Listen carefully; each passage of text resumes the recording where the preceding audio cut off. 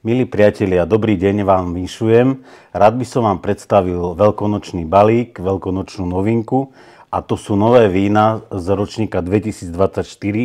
Raz, dva, 3, 4, 5, 6 fliaš. Dovolte mi v krátkosti, aby som vám ich predstavil. Prvé víno je Riesling z vinohradníckeho regiónu Ruwer, ktorý je pod oblasťou Mosely. Vyskytuje sa tam modrá bridlica a to víno je také ovocno-herbálne.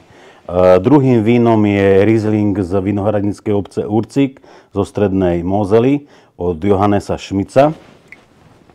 A potom tu máme špeciálnu kolekciu 4 vín z vinárstva Kruger Rumpf, ktoré sa nachádza oproti vinohradníckej oblasti Rheingau. Kruger Rumpf bolo certifikované od tohto roka oficiálne ako vinohradnícka firma, ktorá spĺňa požiadavky organic, to znamená vína, ktoré sú pestované v súlade s prírodou bez použitia komerčných ochranných prostriedkov. Je tu Weisser Burgunder, to znamená Pinot Blanc, rulánske biele s nižšími kyselinami.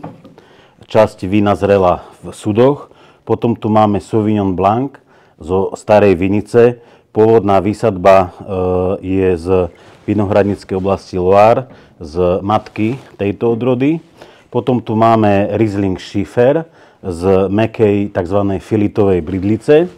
A potom tu máme Rosečko, taký Provence štýl, suché z Spätburgunderu, to znamená z odrody Pinot Noir.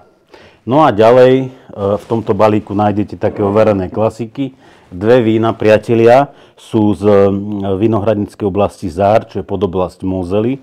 Je to Peter Lauer, základné víno, a obľúbená litrovka od Christiana Eberta zo zámku Sarstein.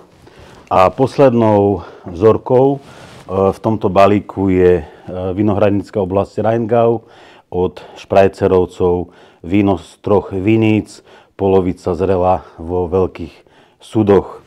Z každej fľašky dostanete 2 kusy, to znamená, balík bude mať 18 fľaš.